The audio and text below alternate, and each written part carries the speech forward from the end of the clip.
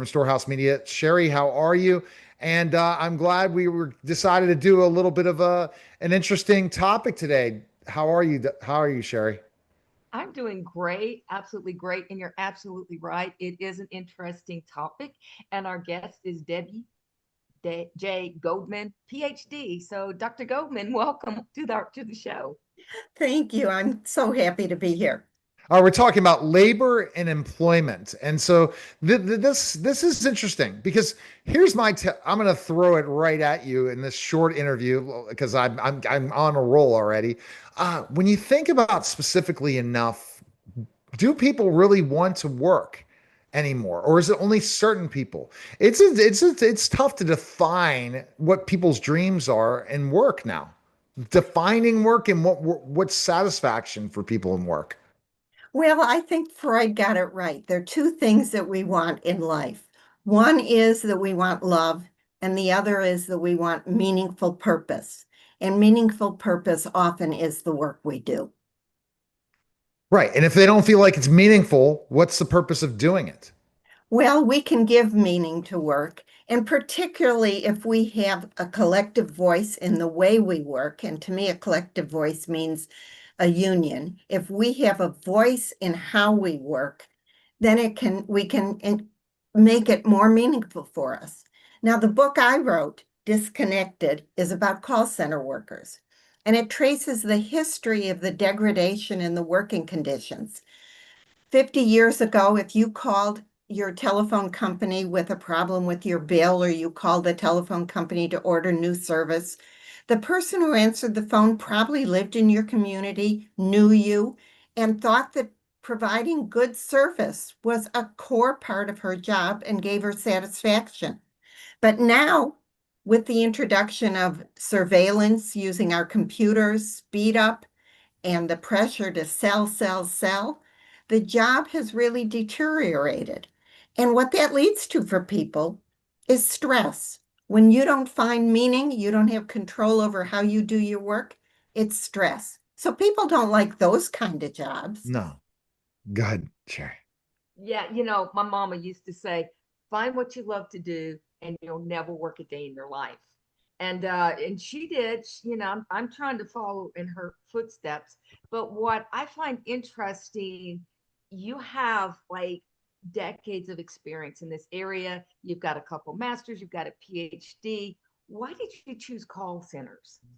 Well, I worked for 30 years for the Communications Workers of America, which is a labor union that grew out of the telephone industry, but now represents folks in many, many different jobs, whether it's newspapers, airlines, manufacturing, government service, and wireless and internet communications. And gamers. Now we represent people who do programming for the gaming industry, online gaming. So we represent a lot of folks.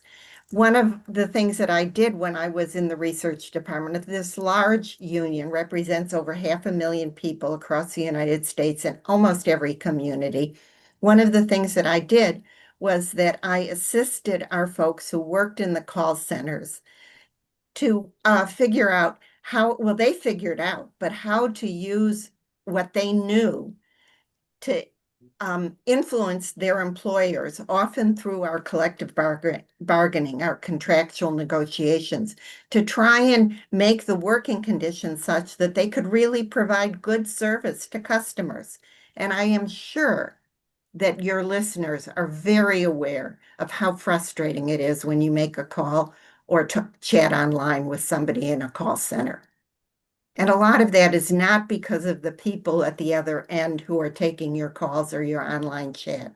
It's because of the strict time limits they have per call, the sales quotas they have, the way in which their employers are using the information that they gain from the computer digital technology that can track their every move and uses it in a way that makes it more and more difficult for them to really provide quality service. And it's a shame because nobody wins in that situation.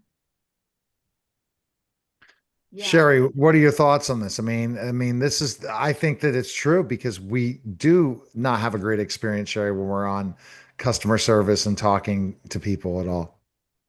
Yeah, somebody said to me not long ago, they said, I want to start a company and just make it so focused on the customer and the client because we do. You're on the other end, you get attitudes, people rushing you, and it's like the number 84th time today they've dealt with it, but it's your first time, and there's sometimes you just don't know what's going on. And and I'm like, Neil, it's like, nowadays, um it I guess on both ends the passion's been taken away, both from the employee and the employer, because of the bottom line, unfortunately. And Yeah. part of the focus now on the bottom line, exclusive focus on the bottom line, is short-sighted because we know that if we were able to get good quality service, that's where we would go. That's the company we would want to subscribe to. So it really is short-sighted. But part of this, and this is what I talk about in Disconnected, is that we've really had a change in the way in which we regulate so many of our services. In the old days, we had public service commissions which oversaw communications, telephone communications, wireless communications, internet communications. And if customers were complaining to the Public Service Commission, or at the federal level, the Federal Communications Commission, then the companies that would need to get rate increases would not get those rate increases because they weren't providing good service. Well, about 40 years ago or so, and continuing up till today, there was a change in public policy that said, well, let's let competition substitute for regulation. And if companies compete with each other, that's what's going to ensure that you get low cost, innovation, and good service. The problem with that is, as we see in so many areas of our economy, whether it's healthcare or housing or communications, for-profit companies focus where they can make the biggest profits, and they cut costs, and often that means cutting labor costs so they can make more profits. And so you see that the profits are flowing up to the billionaires. Look at the tech industry. They're flowing up to the billionaires, but the people who do the work are not getting the benefits, and the customers see that the focus is not on the majority of people, but only on those who can make the most money, provide the most profits to the companies. So in a sense, this letting the market determine everything has meant that we have growing inequality in our society. We have Right. growing inequality in our democracy. And we now have a situation where about 10 billionaires have as much wealth as the other bottom 50% of Americans. That is not good for an economy. It's not good for public safety. It's not good for democracy. All right. Sherrie, thoughts on especially how we can do this? Sherrie, what are your thoughts? And you see what's happening, what Dr. Goldman's talking about. Well, what comes to mind constantly is AI, AI, AI, because, you know, that's where I feel everything's going. And yeah, and as well as customer service. And what are your thoughts on that, Dr. Goodman? Well, let's understand that right now we don't really know what AI is. It's a mantra that's used. And those that are trying to make money, whether it's OpenAI, Google, Microsoft, they're trying to figure out how they can popularize AI so that they can make more money. But we don't really know what AI is, where it's going to go. There are ways in which whatever the technology. I remember when voice recognition came into the telephone industry, and that was 50 years ago. We didn't call it AI then, but that meant that a huge group of people, telephone operators, where once there was 250,000 women, and they were only women, worked as telephone operators, connecting calls, providing directory of service assistance. But with voice recognition, that went out. Now there are no telephone operators. You ask a young person, they don't even know what that means. Uh, Right. so we always have elimination of jobs because of technology.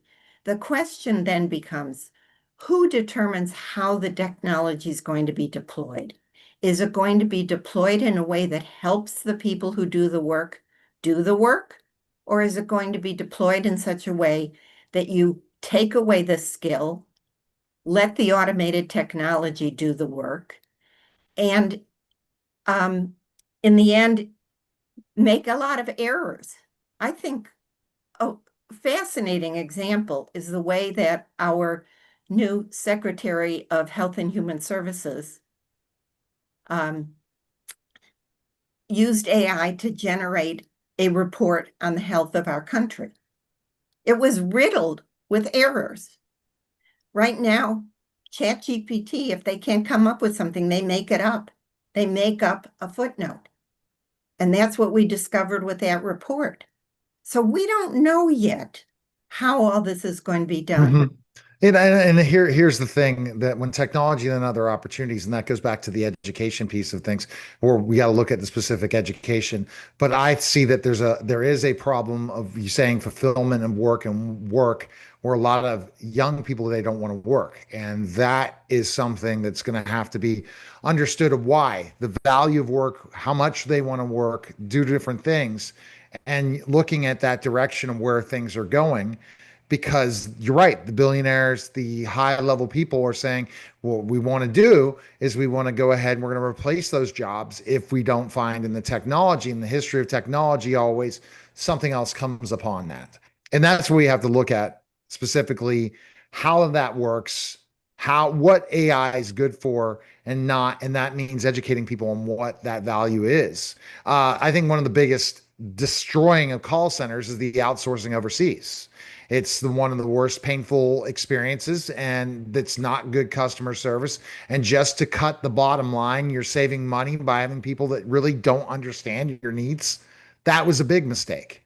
And it's really probably hurt a lot of bigger companies, bottom line, of losing business just based on customer service alone.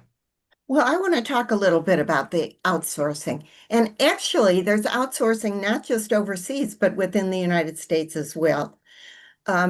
It's a drive to lower labor costs. And in fact, the largest number of calls from the United States are now taken in the Philippines. Right. We know Million that. people Yeah. work in the Philippines. And I want to talk about a little bit what my union, the Communication Workers of America's strategy is about providing good service and good jobs and protecting those good jobs. And we All have, right. We have one more question that you can answer that question, then we have to get going, but go ahead with that. well, there are two strategies. One is through collective bargaining, we try and establish a bottom line number of in-house employees who really have the training and the skill to do the work well.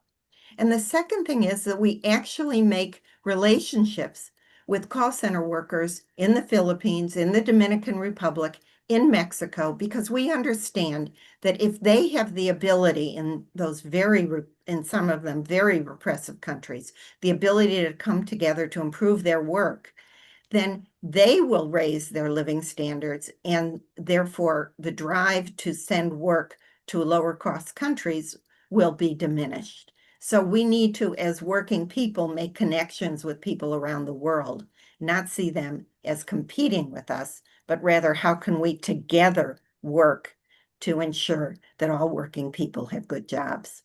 All right. Best place we can find you. Where can we purchase your book, Debbie? Anywhere that you buy your books. Disconnected Call Center Workers Fight for Good Jobs in the Digital Age. It's relevant not just to call centers, wherever you work, white collar, trucking, Amazon, wherever you work. Surveillance and speed up is one of the challenges. So wherever online or retail disconnected call center workers fight for good jobs in the digital age is All right.